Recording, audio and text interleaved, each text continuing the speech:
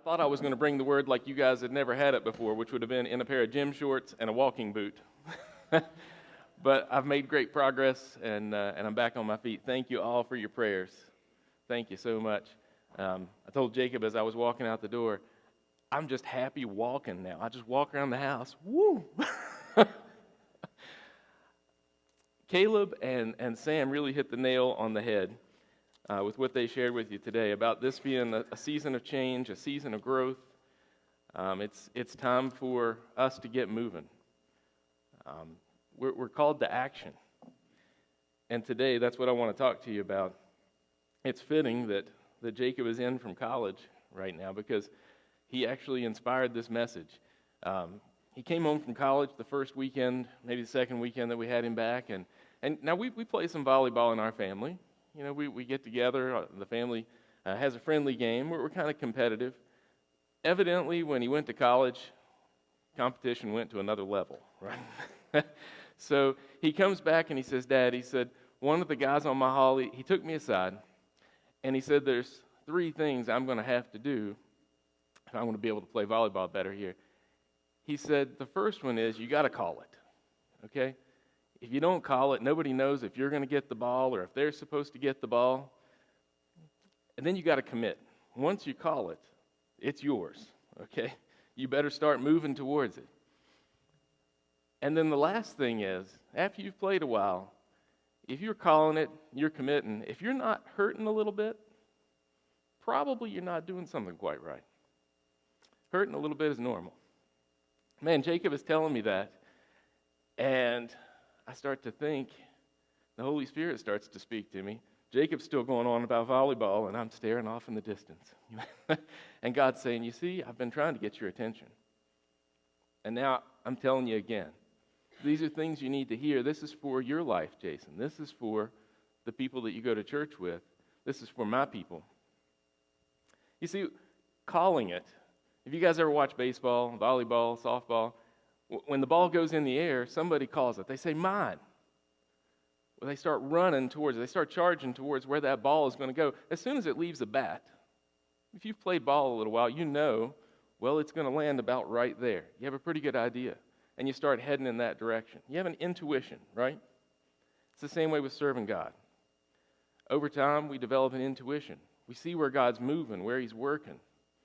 And we start to understand that when He moves into action, we have to start moving too. So I started reading scriptures, actually some of them rereading, things that I had been contemplating before Jacob spoke to me, like Isaiah 29:13 and Matthew 15:8, where he says, these people honor me with their lips, but their heart is far from me. Let me put that in today's vernacular. They talk a good game, but they're not playing it. I'm there, right? Sometimes we talk a good game, but we're afraid to step into action. Afraid to call it. Somebody might see us fall. I read 1 Peter 5:8. He says, stay alert. I read Proverbs 5:1 and 2, and the gist of it is stay focused. Thought of Dave Beavers, stay focused. And then I thought about Michael. Now, his name's been changed to protect the innocent, but I played baseball, Little League baseball, with a guy named Michael when I was a kid. Now, Michael was the shortest kid. He was the youngest kid. He really wasn't that athletic. He really didn't even want to be there, Michael didn't. But his mom would bring him to practice and bring him to games. And now, where do you put this kid? Any of you been around baseball before? Where do you put the kid that really is not that great, doesn't want to catch the ball, that's Little League, people can't really hit that hard? Right field. Michael was an ace right fielder. I must not have been much better. I was in center field. So I'm out there, and we're in our first game, and coaches went over all the things we're supposed to do. You know, the ball's hit to you, you throw it to the cutoff man, and you're supposed to be watching the batter all the time. We're doing our chatter, batter, batter, batter. I look over at Michael. Michael's not even watching the game. Michael's down in the dirt. He's got his cars. He brought some Hot Wheels cars in his pocket. He's having a good time. I could hear him. He doesn't have a care in the world about this baseball game. He's having a good time, though, right? Now, most of the time, it doesn't matter. Nobody's hitting it to right field. But then that one time, so you get the one left-handed batter in the whole county, and he hits that thing to right field. Michael's still driving the cars. Immediately, though, everybody in the place, all 25 parents in the stands and all the players out on the field were yelling, "Michael, Michael!" Michael still doesn't even know what's going on. He finally sees everybody gesticulating, pointing towards the ball, hollering, raising our hands. He looks up. He panics. There's the ball. He has to go find his glove. So he goes and gets his glove. He runs. He gets the ball. Now what's the problem? He doesn't know what to do with that thing. Oh, my gosh. So then the crowd erupts again, pointing where to throw it. Throw it to second base. Throw it to second. Michael throws the ball. We avert disaster. Wasn't an inside the park home run that time. But then, don't we play like that sometimes? I like playing with my stuff sometimes. Right? I like being involved in what I like to do. I like to be consumed with that thing that interests me right now. And I'm walking around not alert, not at attention, not focused on what does God need from me. I walk right past the guy at work who maybe his marriage is in trouble. And God's saying, over here. But I like my cars. That's hard, but it's true. I know I do it. So then I started thinking about the patriarchs of our faith. And I started thinking about these heroes that we look up to in the Bible. What does it look like when they call it? What does it look like when they're engaged and alert and ready for what God puts in front of them to use them? And I look at Exodus 3. It says, "Now Moses was tending the flock of Jethro, his father-in-law, the priest of Midian. And he led the flock to the back of the desert and came to Horeb, the mountain of God."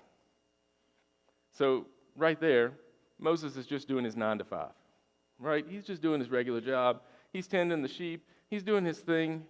But then there's an important difference. "And the angel of the Lord appeared to him in a flame of fire from the midst of a bush. So he looked, and behold, the bush was burning with fire, but the bush was not consumed." Now, there's one way to get Michael's attention, right? Let's set something on fire. Then, astonishingly, Moses said, "Whoa, I will now turn aside and see this great sight, why the bush does not burn." Now, we hold Moses up. This is a great thing that Moses saw the burning bush. But think about this for just a minute. What if God had to set something on fire in your life to get your attention? Now, I'm not saying he's going to do something bad. He's going to, hurt somebody you love or break down your car or something like that just to spite you. But on the other hand, what does he have to do to get your attention, to get you just to focus for just a minute and turn away from your regular day, your regular job, your normal 9 to 5, and really hear him and hear that thing that he has for you? So when the Lord saw that he turned aside to look, God called to him from the midst of the bush and said, "Moses, Moses." And right here, Moses had a choice. He could have walked away. That could have scared him, right? But he recognized who it was, and he said, this is what it looks like, the beginning of what it looks like to call it. He said, "Here I am." Maybe I was distracted before, but here I am right now to hear you, God.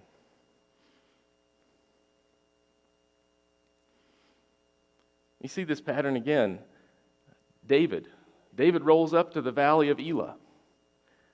And he's on his regular 9 to 5 job too, right? He's tending the flock, and then his dad says, "Well, take some food out to your big brothers because they're fighting a big battle and you're not good enough, but go check on them anyway, see how it's going. See when they're going to be back. We got a lot of other chores around here." So David rolls up there, and what does he find? You guys know the story, right? He gets to the valley of Elah, and everybody's in a panic. Here's Goliath. He's challenging. He's not just challenging the children of Israel, right? He's mocking them, making fun of them. And man, this gets all over David, right? we start to see this story, 1 Samuel 17. Then Saul has heard that David's kind of upset about this, right? So David says to Saul, let no man's heart fail because of him. Him. I mean, this one man. Your servant will go and fight with this Philistine. Right there's what it looks like to call it. Right? He says, mine. Who is this uncircumcised Philistine that mocks me and mocks my God? No. And Saul said to David, you are not able to go against this Philistine to fight with him, for you are a youth, and he a man of war from his youth. But David said to Saul, and listen here how he explains this to him. Your servant used to keep his father's sheep, and when a lion or a bear came and took a lamb out of the flock, I went out after it and I struck it and delivered the lamb from its mouth. And when it rose against me, I caught it by its beard and struck it and killed it. Your servant has killed both lion and bear, and this uncircumcised Philistine will be like one of them, seeing he has defied the armies of the living God.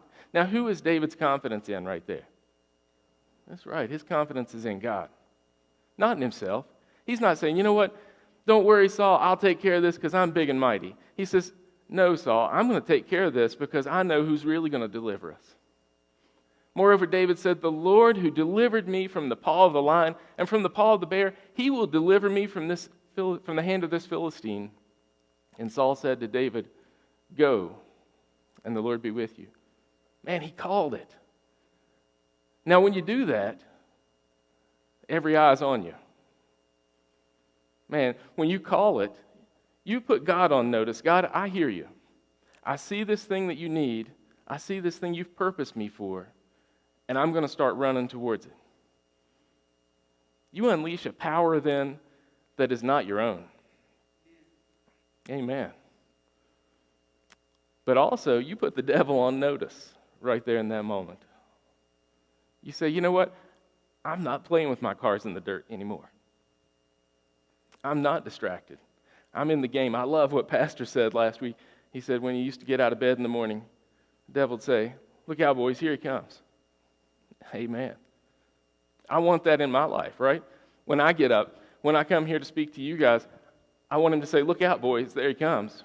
And he's got the power of God moving in him and for him. Amen. You, all of you, have that same thing. You have access to it right now.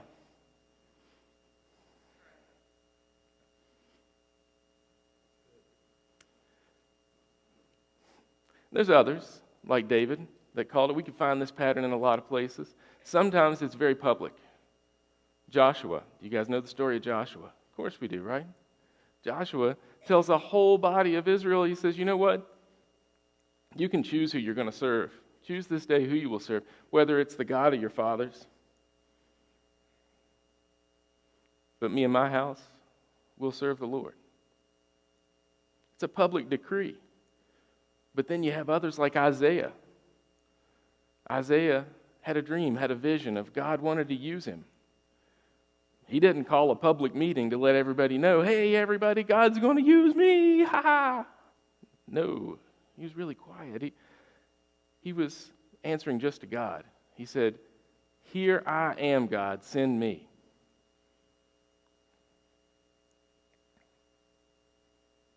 Now, calling it's the easy part, right? Anybody can say, I got it. Then I see my mom sitting here.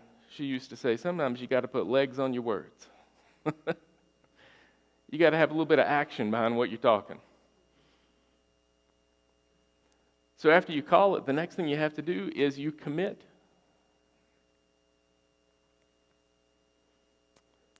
Andy Andrews tells a great story of commitment. He talks about Cortez. Now, Cortez was a conqueror, and I love how Andy Andrews says this. He says, you know, back in those days, you could have a degree in bookkeeping, you could have a degree in culinary arts, or you could be a conqueror. So you go get your college degree and conqueror. It was just a regular vocation, right? And Cortez was one of the greatest among conquerors. He was a great leader, and so he's leading his men to go and try to take the city of gold, the Aztec treasures in Mexico. And so he rallies these men. He tells them these grand stories of, oh, more money than you could ever imagine. It's going to change your life. It's going to change your family's life. I mean, he makes this really big, and he makes it real for them. He helps them grasp that they're going to do something that's going to change everything for their family.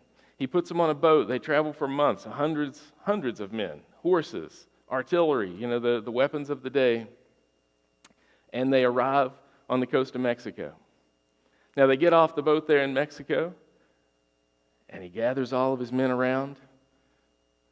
And you would think that he's going to give the plan there, right? Like, okay, you go this way, we'll take another group this way, we'll surround them. But no. His first order is, he says, burn the boats. Burn the boats. Now, why would he have them do such a thing? That's crazy. But he said, burn the boats, because if we go home with the treasure, we're going in their boats. Now, that just ratchets the commitment level up quite a bit right there. No longer do you have the safety and the security of, we'll take the boats home if things aren't working out right. You're going to fight when you don't have an out. And I used to think that Andy's story there was my favorite story of commitment until I started studying this, and God turned me to my new favorite story of commitment. He turned me to Elijah. In 1 Kings 18. Now, no disrespect to Andy Andrews, but this is much better, and this is documented proof here. See, God had sent Elijah to confront Ahab. Ahab had led the children of Israel away. And so the children of Israel, they had been in a famine. They had had a drought. And God tells Elijah that he's going to send him to bring the children of Israel back, also to bring water to these people. And Elijah calls it. He says, I'm your man. And he goes. He goes in this confidence of God. And so in 1 Kings 18, he has Ahab gather all the children of Israel together and the prophets of Baal. Not one of them, two of them, 450 prophets of Baal.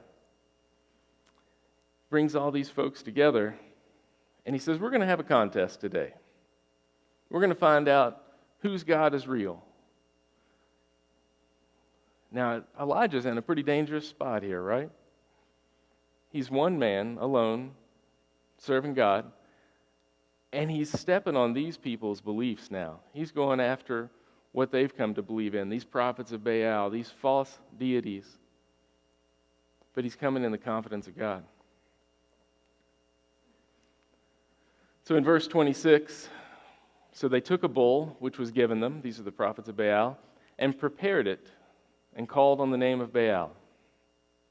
From the morning even till noon, saying, "O Baal, hear us."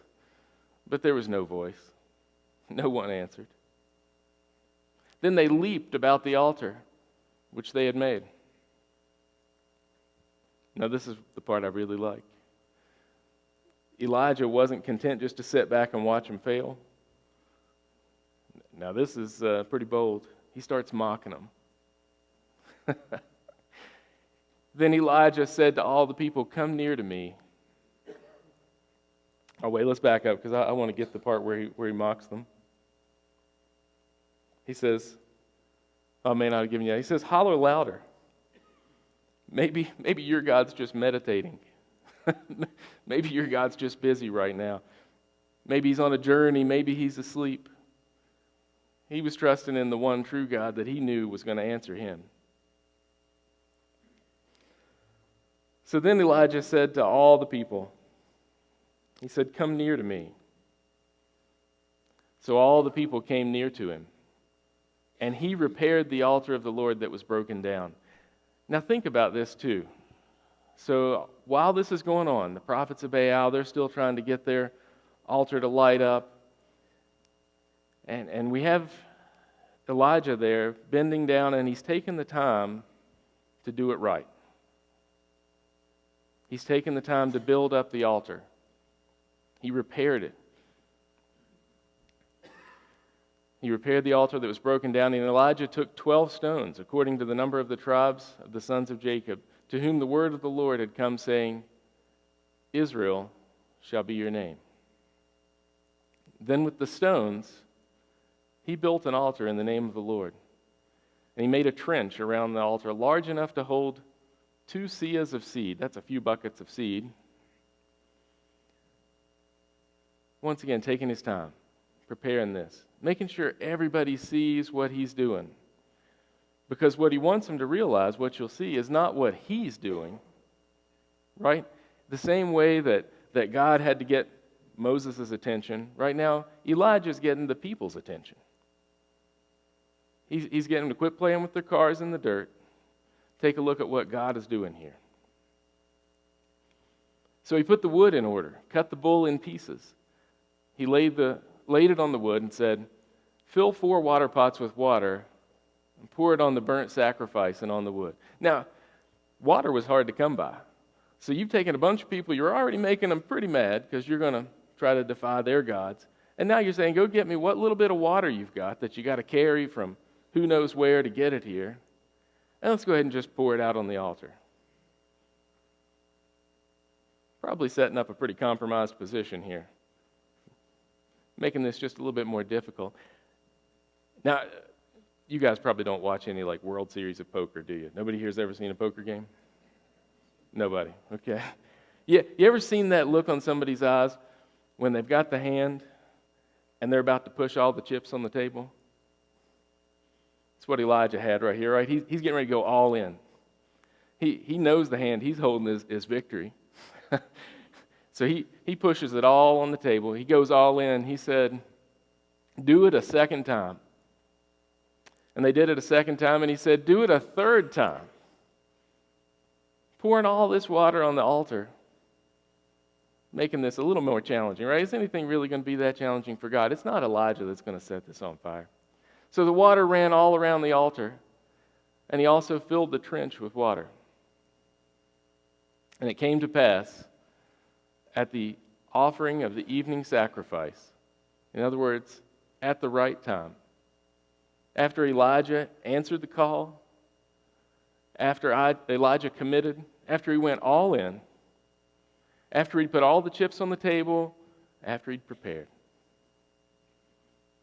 when everything was right,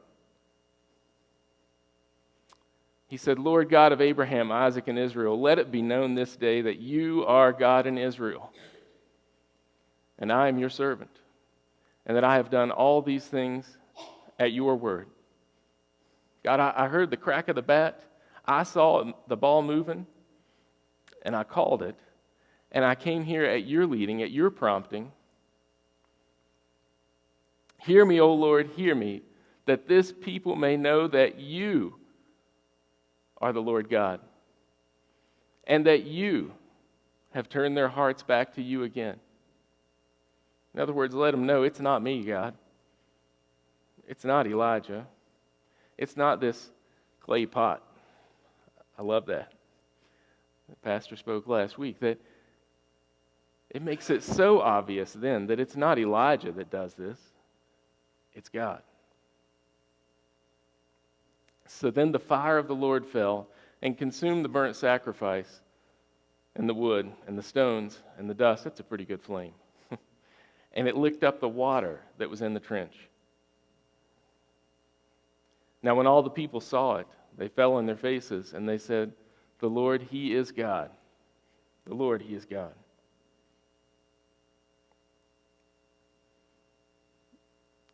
Now, none of you are probably going to be called to go and set a pile of wood on fire at God's beck and this week. I don't see that happening. Maybe Faith will have me build a fire if it gets cold one night. But I'm not going to pour any water in the fireplace beforehand. But all of us should have the confidence that when He prompts us, when He gives us that thing that we can do, I heard Dave speaking about this morning. We've got a purpose. And that purpose can't be impossible. When God's given you a purpose, He's going to deliver. Amen. Amen. So go boldly, call it, commit to this thing. When you do, you leave no doubt about who's delivering, right? If I were to deliver something miraculous, how many of you believe Jason Lewis did it today, right? You know me. I'm a man. I have failings. I have shortcomings. Human just like the rest of us. The crazier it looks, though, think about this. Once we poured the water on the wood, the crazier it got, the more sure that we were that God was doing it, not Elijah. The more crazy the odds, the more glory for God. It's a testimony to God's power manifested through the obedience of his people, manifested through the weakness and the frailty of us.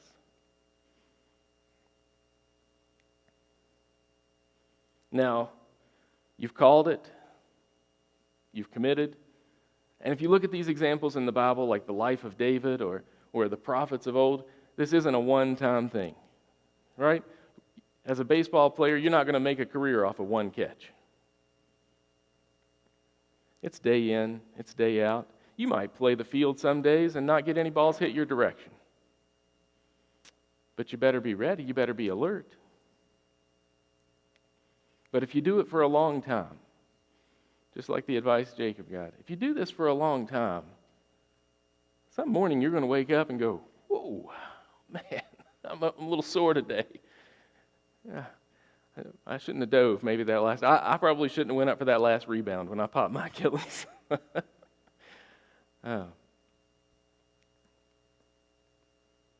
Joseph, he was thrown in a pit, sold into slavery, imprisoned. David spent a lot of time fleeing for his life, right? These sound like pleasant times to you guys? No. Elijah, even after the miracle we just saw, what did he do? He had to hide in a cave. Paul was imprisoned. If you think God's going to call you to do something difficult, just remember it could be worse. He had Isaiah walk naked and barefoot for 3 years.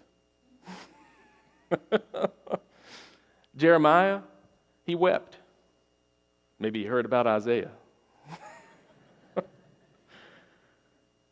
Job, his whole body covered in sores. Even his friends telling him, curse your God. Gosh, I can't believe you'd still serve this God. Moses, even after being obedient, he wandered the wilderness. These aren't pleasant experiences, right? Pastor, you called to start this church. You ever had a rough time? Yeah, maybe a hard time once in a while. Yeah. Been married to me for a long time. You ever had a rough time? When you have commitment, you go through some rough times. You don't give up. Dave, starting your own business. Did you ever have a hard time? Was it uncomfortable for you? Right? Is it worth it? Amen, it's worth it. Whatever you do, you're going to come up against some hard times.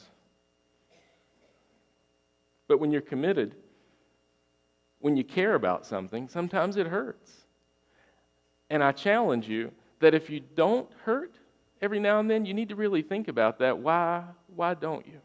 Because I'm not saying that it's the case that you're uncaring, but apathy is a symptom of an uncommitted life. Think about that. Apathy is a symptom of an uncommitted life, because if you're committed to something, it's not going to go rosy every day. Things aren't going to go your way. You're not going to win every time you step on the field. And it's going to hurt. And when it hurts, it drives you to go a little harder, to try a little more, to think things through a little different, to rely more on God, to draw a little closer, to listen, to hear what He has to say. You know, I'm dealing with this in my own life as I'm teaching you guys this. God's put a passion in me for some things that I can do with the talents and the abilities that I have. And part of it was to work with some kids in a homeschool co-op group that we have. And I had big plans to do that this spring and had some things planned out that I was going to try to do with these kids. And then New Year's Eve, I popped the Achilles. And so then I started my pity party. Faith was witness to the whole thing. Oh gosh, I can't do anything. I'm not going to be able to do anything. Moping around. And I said, call it off. I told her, I said, call the other parents, just tell them I'm not going to do it. There's no way that I'm going to hobble around on crutches and do this thing. I was quitting.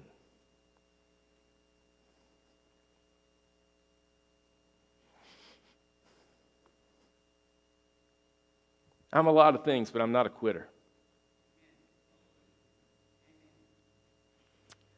And God started stirring that up in me. He started making me aware that, you're not a quitter. And then, to make it worse, Elijah had to mock me a little bit. He had my wife come and tell me, you know what? You could still do this. You're not a cripple, But if it weren't for her encouragement, I probably wouldn't have. She kind of pushed me over the hump. And I changed my mind. I said, okay, call everybody back. I'm going to do it. I committed. And it's been the greatest blessing for me. It hasn't been easy. I mean, the first week standing there in a cast and a foot swelling up like a cantaloupe, and it was unpleasant. It was a little bit unpleasant. But when I called it, when I committed, and I just showed up, was willing for God to work through me. Man, I saw it happen. I saw these kids really start to understand how important God was in their life in such simple things that I was teaching.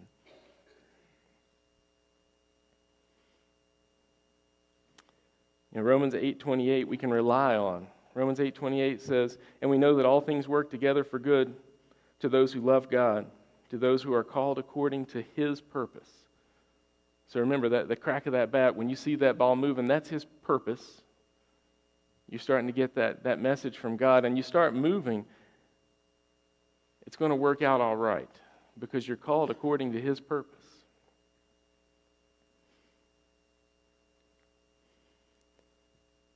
I've got a favorite phrase I like to use now.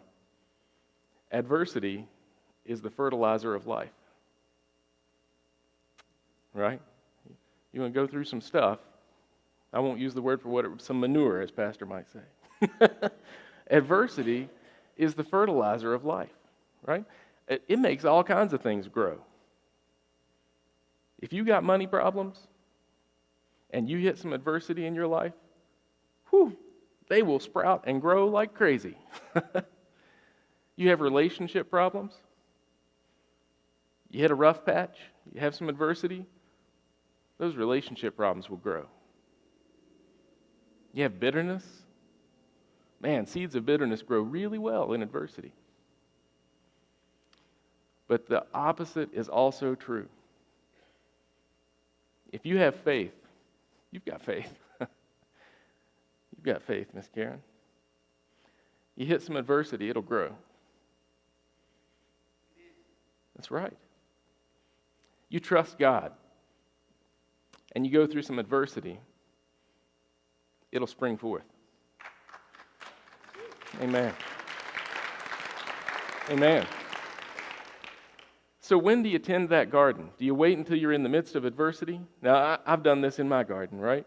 You get out there in the spring, man, you're really excited, and you forget that, last year I didn't keep the weeds down very well. Oh, well, we'll plant a big garden again this year. It's fun. So you sow the spinach, you sow the lettuce, you sow the beans, you sow the carrots, the beets, and in a few weeks you look out there and, they start to peek up through the ground. Man, it's so exciting. But because of my lack of diligence last year in the fall, there's 1 million weed seeds I left out there from last year.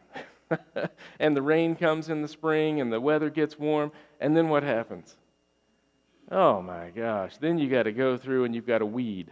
Weeding is not the fun part of gardening, unless you have obsessive compulsive disorder. Sometimes my wife, and And it's so much harder then, right? There's scripture where, if the weeds and the tares are coming up together, sometimes you just have to harvest it all, right, and work it out later. Because if the roots get intertwined and you start pulling the weeds out after things are growing well, you damage even the healthy crops, the things that you wanted to grow. So the time to tend your garden is not when adversity strikes, not when the rain comes. It's hard to work a garden in the rain. The time to tend your garden is now. The time to go through and make sure your rows are set in order, that you've kept all the weeds down, that you've mulched where you're supposed to. The time to take care of your life is when things are going smooth, and maybe we tend to neglect it a little bit, because I promise you, life is coming with a truckload of fertilizer. Especially if you've called it. Especially if you've committed. You can hear it backing up. Beep, beep, beep. But you're ready. You make yourself ready.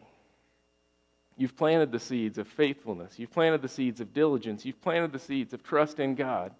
You've been careful about weeding and making sure that nobody's spreading any seeds that you don't want growing in your garden.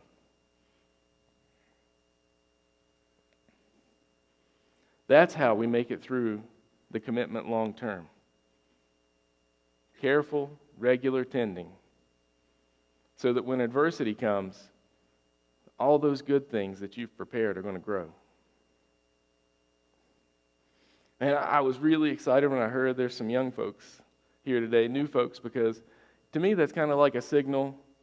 It's almost like God said to me, wow, I've had these people intersect with your life today for a reason, so that I could share this with you. And all of you regular attenders, you hear this today. Now, the message is for everybody. It's a lifelong thing, but I think there's probably 2, 3, 4, 5 of you sitting out here today, and you hear the crack of the bat. It's that time in your life right now. God's calling you to action. Any of you ever been there before, and you're in a real game, baseball, basketball, whatever it is, and the first time that you're actually called upon to do that thing you've practiced many times, it's a little nervous, right? Everybody's watching. What if I miss the shot? What if you blow the wide open layup? What if you miss the catch? That's what holds us back. That's what Andy Andrews is talking about when he talks about commitment and he talks about Cortez. He asks, what excuses are you floating on your boats? I've got a boatload myself. Instead of a boat, I had a boot. I had to burn the boot today.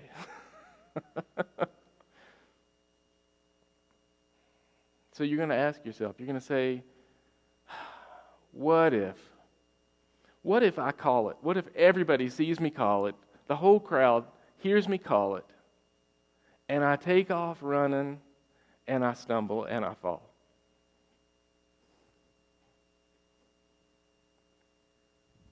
I'll be a fool in front of everybody. What if I just can't get there? What if he hit it too hard? What if my glove's not big enough? Oh, breakfast that I had wasn't so great today. I mean, we bellyache, we make all kinds of excuses, right? What if? What if I'm not big enough? What if I'm not strong enough? What if I haven't studied hard enough? What if God was really talking to that person in the row beside me and I just mistook it?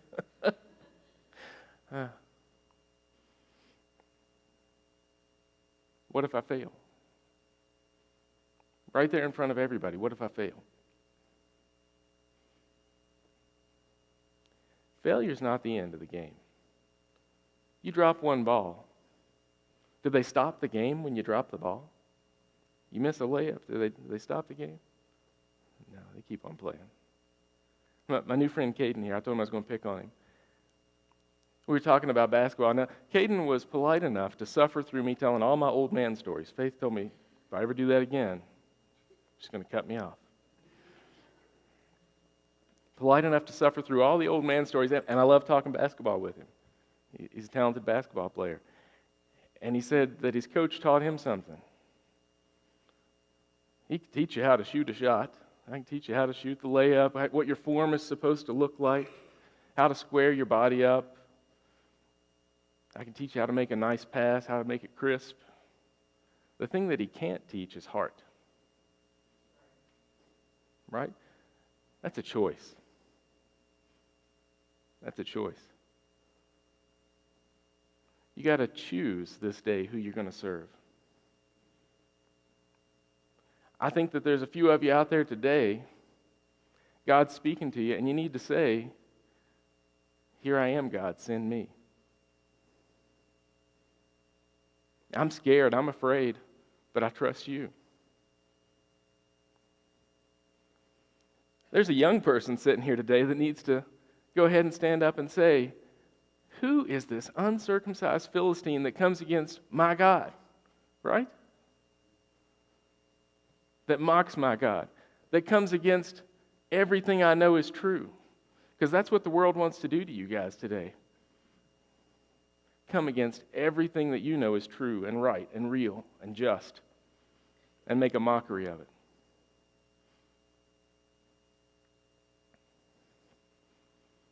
And so what if we fail? If the musicians would come now, our praise and worship team, I want to leave you with one question today that should challenge you to action. One question today to make you think about the difference that you're purposed to make. One question for you to meditate on, for you to pursue God about. That one question? What if you succeed? What if you succeed? The person who was hurting, that I walk by and don't notice, what if I was able to bring God to him at a time that he needed it? What if you're able to change this community through God's power for good?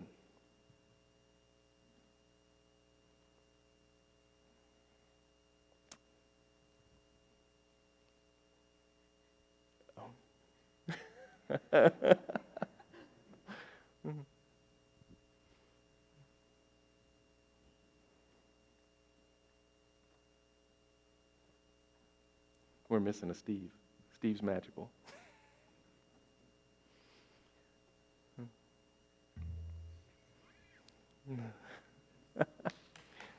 Yeah.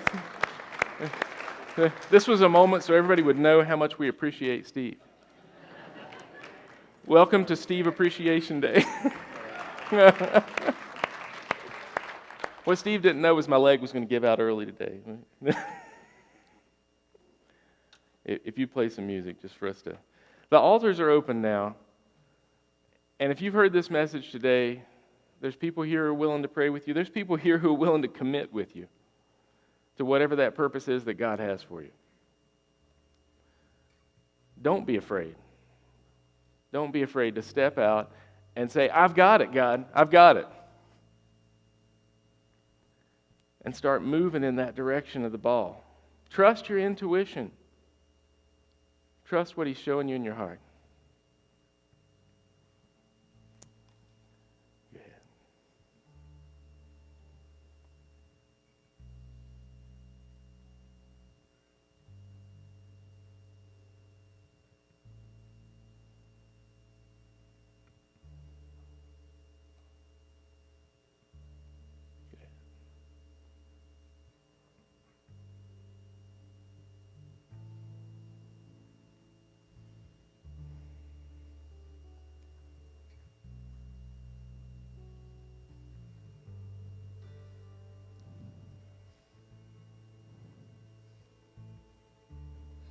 For thou, O Lord, art high above all the earth. Thou art exalted far above all gods. O Lord, art high above all the earth, and thou art exalted far above all gods. I exalt thee. I exalt thee. I exalt thee. O Lord, I exalt thee. I exalt thee.